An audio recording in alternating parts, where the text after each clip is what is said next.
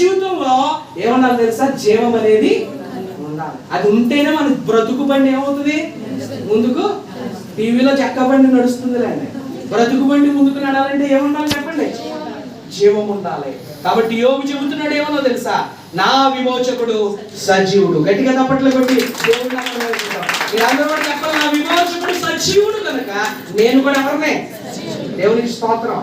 రెండో విషయం దగ్గరికి వద్దాం. ఈసారి సొలొమోను గారు చెప్తున్నారు సామెతల్లో, ఏమని చెబుతున్నాడు అని మనం చూసుకోగలిగితే, నేను నిన్ను నిర్మించిన వాడను, నేనే నిన్ను ఏం చేస్తా, సమస్తమును జరిగిస్తాను. సమస్తాన్ని జరిగించే దేవుడు ఒకటే సజీవుడు అంట.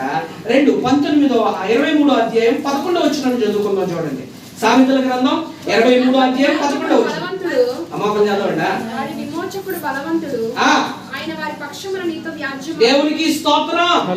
చూడండి, నా విమోచకుడు ఎలాంటి వాడంటే బలవంతుడు, ఆయన నా పక్షముగా రాజ్యం ఆడతాడు. దేవునికి స్తోత్రం. ఈ లోకంలో చాలా మంది బలవంతులు ఉన్నారు, చాలా మంది ధనికులు ఉన్నారు, చాలా మంది గొప్పవారు ఉన్నారు. మా వేలు విడిచిన పిన్నమామ చిన్నాన్న కొడుకు బామ్మతి, పిన్న బామ్మతి ఎవరో తెలుసండి, ఎమ్మెల్యే. కానీ అతను వచ్చి మనకి సహాయం చేస్తాడా?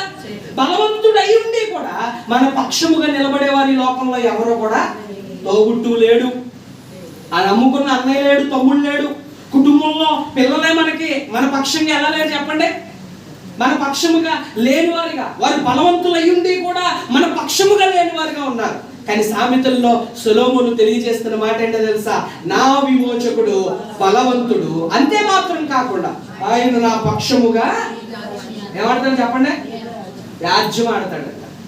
నా విమోచకుడు ఎలాంటి వాడంటే బలవంతుడు కనుక ఆయన నా పక్షంగా ఏమాడతాడంట.